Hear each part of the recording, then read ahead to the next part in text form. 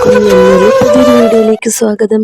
ഇന്നത്തെ ഒരു വീഡിയോയും നമ്മൾ വീട്ടമ്മമാർക്കൊക്കെ വളരെയധികം യൂസ്ഫുൾ ആകുന്ന കുറച്ച് ടിപ്സുകൾ കളക്ട് ചെയ്തിട്ട് തന്നെയാണ്.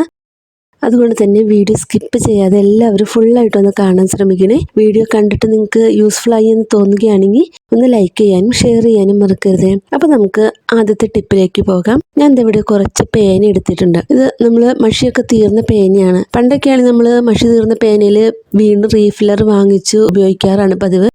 ഇപ്പോൾ പിന്നെ റീഫില്ലർ ഒന്നും വാങ്ങിക്കാറില്ല. മഷി തീർന്നിട്ടുണ്ടെങ്കിൽ ആ പേന കളഞ്ഞതിന് ശേഷം പുതിയ പേനയാണ് നമ്മൾ യൂസ് ചെയ്യാറ്. ഈ പേനകളുടെ ക്യാപ്പ് ഞാൻ എടുത്തിട്ടുണ്ട്. ഈ ക്യാപ്പ് കൊണ്ട് നമുക്ക് കുറച്ച് ഉപയോഗങ്ങളുണ്ട്. അതെന്തൊക്കെയാണെന്ന് നോക്കാം. ആദ്യത്തെ ഒരു ഉപയോഗം എന്ന് പറഞ്ഞിട്ടുണ്ടെങ്കിൽ നമ്മൾ സാധനങ്ങളൊക്കെ വാങ്ങിച്ചിട്ട് ടിന്നിലൊക്കെ ഇട്ട് വെച്ച് കഴിഞ്ഞതിന് ശേഷം ഇതുപോലെ പാക്കറ്റിൽ കുറച്ചൊക്കെ ബാക്കി ഉണ്ടാവുമല്ലേ, അപ്പോൾ അത് നമുക്ക് നല്ല സേഫായിട്ട് വയ്ക്കുന്നതിന് വേണ്ടിയിട്ടുള്ളൊരു കുഞ്ഞു ടിപ്പാണ്. ഞാൻ ഈ ഒരു പാക്കറ്റ് ഇതുപോലെ ഒന്ന് മടക്കിയതിന് ശേഷം ഈ ക്യാപ്പ് ഞാൻ ഇതിലേക്ക് കയറ്റി കൊടുക്കുകയാണ്.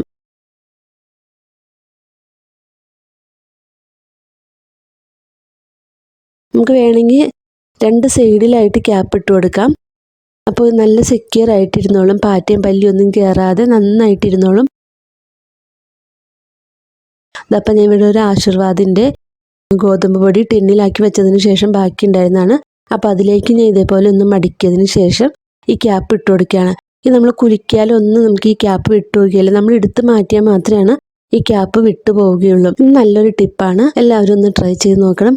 ഇനി പേനയുടെ ക്യാപ്പ് കൊണ്ടുള്ള വേറൊരു ടിപ്പ് എന്ന് പറഞ്ഞിട്ടുണ്ടെങ്കിൽ നമ്മൾ അഴയിലേക്ക് തുണി വെയിലത്തിടുന്ന സമയത്ത് സാധാരണ ക്ലിപ്പൊക്കെ ഉപയോഗിക്കാറുണ്ട്, തുണി പറന്നു പോകാതിരിക്കുന്നുണ്ട്. ഈ ക്ലിപ്പ് ഇല്ലാതിരിക്കുകയാണെങ്കിൽ നമുക്ക് ഈ പഴയ പേനയുടെ ക്യാപ്പ് ഉപയോഗിച്ചിട്ട് ഇതുപോലെ ഒന്ന് ചെയ്തു കൊടുക്കാം. അപ്പോൾ നമ്മുടെ തുണിയൊക്കെ പറന്നു പോകാതെ അഴയിൽ നന്നായിട്ട് കിടക്കും. ഈ ഒരു ടിപ്പ് എല്ലാവരും ഒന്ന് ട്രൈ ചെയ്ത് നോക്കാം. നമ്മുടെ വീട്ടിൽ നമ്മൾ ചിക്കനും ബീഫൊക്കെ കുക്ക് ചെയ്ത് കഴിയുമ്പോൾ ഈ പാത്രത്തിലേക്ക് കുറച്ച് നെയ്യൊക്കെ ഇങ്ങനെ പറ്റി പിടിച്ചിരിക്കാറുണ്ട്. നമ്മുടെ കറികൾക്കൊക്കെ നെയ്യുള്ളത് നല്ല ടേസ്റ്റ് ആണെങ്കിൽ നമുക്ക് പാത്രം കഴുകാനൊക്കെ വളരെ ബുദ്ധിമുട്ടായിരിക്കും അല്ലേ. അപ്പോൾ നെയ്യുള്ള പാത്രങ്ങൾ പെട്ടെന്ന് തന്നെ കഴുകിയെടുക്കാനുള്ള ടിപ്പായിട്ടാണ് ഞാനിന്ന് വന്നിരിക്കുന്നത്. ആദ്യം തന്നെ നമുക്ക് നെയ്യില്ലാത്ത പാത്രങ്ങൾ, അതായത് നമ്മൾ വെള്ളം കുടിക്കാൻ ഉപയോഗിച്ച ഗ്ലാസ്, കപ്പ്, പിന്നെ നെയ്യില്ലാത്ത പാത്രങ്ങളൊക്കെ നമുക്ക് ആദ്യം തന്നെ കഴുകിയെടുക്കാം.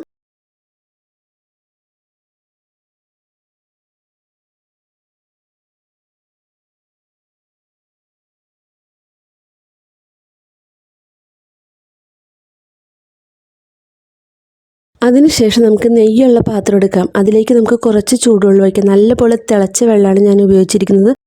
ഒരു കപ്പൊക്കെ മതിയായിരിക്കും. അപ്പോൾ നമുക്ക് ഇതിനകത്തേക്ക് ഇങ്ങനെ ഒഴിച്ചു കൊടുക്കാം.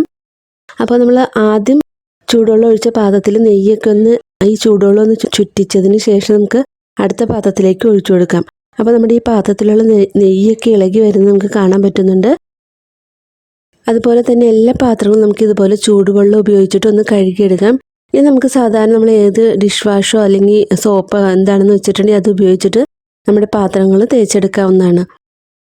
ഇപ്പോൾ നമ്മുടെ പാത്രത്തിലുള്ള നെയ്യൊക്കെ നന്നായിട്ട് പോയിട്ടുണ്ട്. അപ്പോൾ ഇനി നോൺ വെജ് ഉപയോഗിച്ച് കഴിഞ്ഞാൽ നമ്മുടെ പാത്രത്തിലുള്ള നെയ്യൊക്കെ വളരെ ഈസി ആയിട്ട് ഇതുപോലെ ചൂടുവെള്ളം ഉപയോഗിച്ച് കഴുകാം. ഇത് എല്ലാവർക്കും അറിയാവുന്ന ഒരു ടിപ്പ് തന്നെയായിരിക്കും. അപ്പോൾ ഇതുപോലെ നമ്മൾ പാത്രമൊക്കെ കഴുകി കഴിഞ്ഞതിന് ശേഷം നമ്മുടെ സിങ്കിലും കുറച്ച് നെയ്മയൊക്കെ ഉണ്ടാവും. അപ്പോൾ അതൊക്കെ കഴുകുന്നതിനായിട്ട് ഈ സിങ്കിലേക്ക് നമുക്ക് കുറച്ച് ചൂടുവെള്ളം ഉപയോഗിച്ചിട്ട് സോപ്പ് ഉപയോഗിച്ചിട്ട് ഈ സിങ്കും ഒന്ന് കഴുകിയെടുക്കാം. അപ്പോൾ സിങ്കിലുള്ള നെയ്യൊക്കെ പോയിട്ടുണ്ടാവും. നമ്മൾ ബ്രെഡ് ആവി കയറ്റുന്ന സമയത്ത് ലാസ്റ്റ് വരുന്ന ബ്രെഡ് ഈ ഒരു പാത്രത്തിൽ ഇങ്ങനെ ഒട്ടിപ്പിടിച്ചിരിക്കാറുണ്ട്. അപ്പോൾ അങ്ങനെയൊന്നും ഇല്ലാതിരിക്കുന്നതിന് വേണ്ടിയിട്ടുള്ള ഒരു കുഞ്ഞു ടിപ്പാണിത്. നമ്മൾ ബ്രെഡ് ആവി കയറ്റാൻ വയ്ക്കുന്ന സമയത്ത് ഇതുപോലത്തെ ഒരു പാത്രം ഇതിനകത്തേക്ക് വെച്ചു കൊടുക്കാം. അതിനുശേഷം നമ്മൾ ബ്രെഡൊക്കെ ഇതിൻ്റെ മുകളിലോട്ട് വെച്ചു കൊടുക്കാം. അപ്പോൾ ഇങ്ങനെ ചെയ്യുമ്പോൾ ബ്രെഡ് ഈ ഒരു പാത്രത്തിലേക്ക് ഒട്ടിപ്പിടിക്കാതിരിക്കും. അപ്പോൾ ബ്രെഡ് മാത്രമല്ല, നമ്മുടെ വീട്ടിൽ എന്ത് സാധനമാണെങ്കിൽ നമ്മൾ ബാക്കി വരുന്ന അപ്പം, ഇടിയപ്പം ഒക്കെ ഇതുപോലെ ആവി എടുക്കാറുണ്ടല്ലോ. ലാസ്റ്റ് വരുന്ന അപ്പം, ഇടിയപ്പം ഒക്കെ നമുക്ക് അതിനകത്ത് ഒട്ടിപ്പിടിച്ചിട്ടുണ്ടെങ്കിൽ നമുക്കത് ഉപയോഗിക്കാൻ പറ്റില്ല. അപ്പോൾ ഇങ്ങനെ ഒരു ചെറിയ പാത്രം വെച്ച് കൊടുത്തിട്ട് ആവി കയറ്റുകയാണെങ്കിൽ നമ്മുടെ ഇടിയപ്പം, അപ്പം ഒക്കെ ഒന്നും വേസ്റ്റായി പോവുകയില്ല. ബ്രെഡ് എന്താണെങ്കിലും ഇതൊരു നല്ലൊരു ടിപ്പാണ്. എല്ലാവരും ഒന്ന് ട്രൈ ചെയ്ത് നോക്കാം. ഇനി അടുത്തൊരു ടിപ്പ് എന്ന് പറയുന്നത്, നമ്മൾ തേങ്ങയൊക്കെ പൊട്ടിച്ച് കഴിഞ്ഞിട്ടുണ്ടെങ്കിൽ നമുക്ക് ചിലപ്പോൾ ഒരു മുറിയൊക്കെ ആയിരിക്കും ആവശ്യം ഉണ്ടാവുകയുള്ളൂ. അപ്പോൾ ബാക്കി നമ്മൾ ഈ ഒരു തേങ്ങയുടെ മുറി ഫ്രിഡ്ജിൽ വയ്ക്കാതെ എങ്ങനെ നമുക്ക് 2-3 ദിവസത്തേക്ക് സ്റ്റോർ ചെയ്ത് വെക്കുക എന്നുള്ളതിനെ കുറിച്ചാണ്. ഇവിടെ ഞാൻ കുറച്ച് ഉപ്പ് എടുത്തിട്ടുണ്ട്. ഈ ഉപ്പ് ഈ ഒരു തേങ്ങാമുറിയിലേക്ക് ഇട്ട് കൊടുക്കുകയാണ്. എന്നിട്ട് നന്നായിട്ടൊന്ന് സ്പ്രെഡ് ചെയ്ത് കൊടുക്കാം.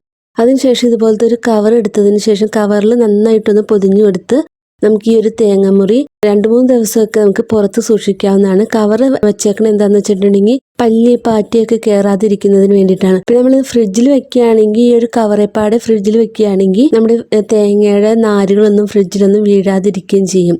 ഇനി അടുത്തൊരു ടിപ്പ് എന്ന് പറയുന്നത്, നമ്മൾ ഇടിയപ്പമൊക്കെ ഉണ്ടാക്കുന്ന സമയത്ത് ഇടിയപ്പത്തിൻ്റെ മാവ് നമ്മുടെ ഈ അച്ചിൻ്റെ മുകളിലേക്ക് ഇങ്ങനെ കയറിയിരിക്കാറുണ്ട്.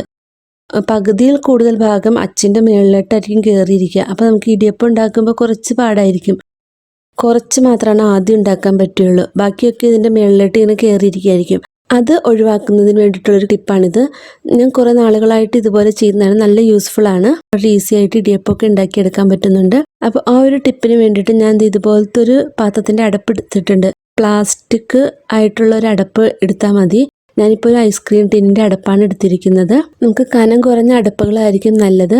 അപ്പം ഞാൻ ഈ ഒരു അടപ്പിൻ്റെ മുകളിലായിട്ട് ഈ ഒരു ഇടിയപ്പത്തിൻ്റെ അച്ച് വെച്ച് കൊടുത്തിട്ടുണ്ട്. എന്നിട്ട് അതിൻ്റെ ഒരു അളവിൽ ഒരു പേന വെച്ചൊന്ന് മാർക്ക് ചെയ്ത് കൊടുക്കുകയാണ്. അതിനുശേഷം നമുക്കിതൊരു കത്രിക ഉപയോഗിച്ച് കട്ട് ചെയ്തെടുക്കാം.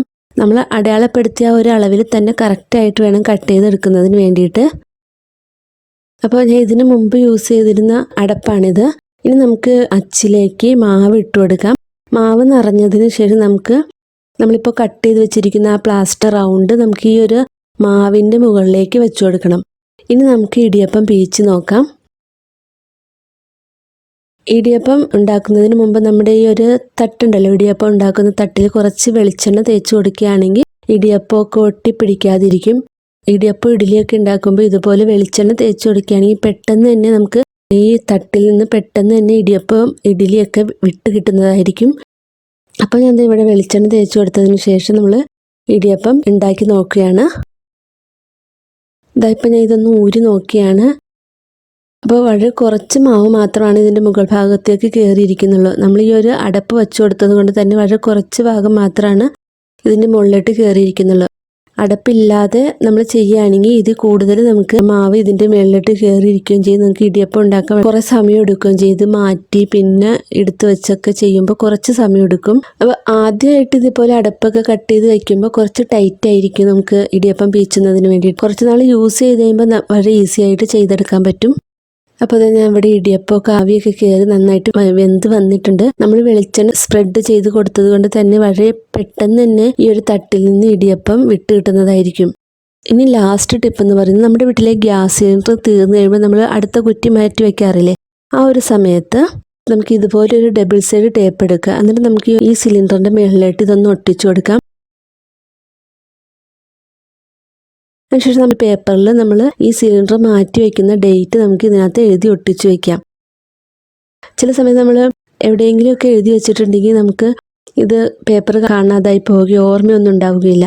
അപ്പോൾ ഇങ്ങനെ ചെയ്യുകയാണെങ്കിൽ നമുക്ക് ഗ്യാസ് സിലിണ്ടർ എത്ര നാൾ ഉപയോഗിച്ചെന്ന് നമുക്ക് മനസ്സിലാക്കാൻ പറ്റും. നമുക്ക് തീരാറാകുമ്പോൾ ഒരു ഡേറ്റ് അറിയാലോ, ആ ഒരു സമയം നമുക്ക് മനസ്സിലാക്കാൻ പറ്റുന്നതാണ്. ഇതല്ലെങ്കിൽ നമുക്കൊരു ചോക്ക് ഉപയോഗിച്ചിട്ട് ഈ ഒരു സിലിണ്ടറിൻ്റെ മുകളിൽ എഴുതി കൊടുത്താലും മതി. അപ്പോൾ ഇന്ന് പറഞ്ഞ ടിപ്പുകളിൽ ഏതെങ്കിലുമൊക്കെ നിങ്ങൾക്ക് യൂസ്ഫുൾ ആയി എന്ന് വിചാരിക്കുന്നു.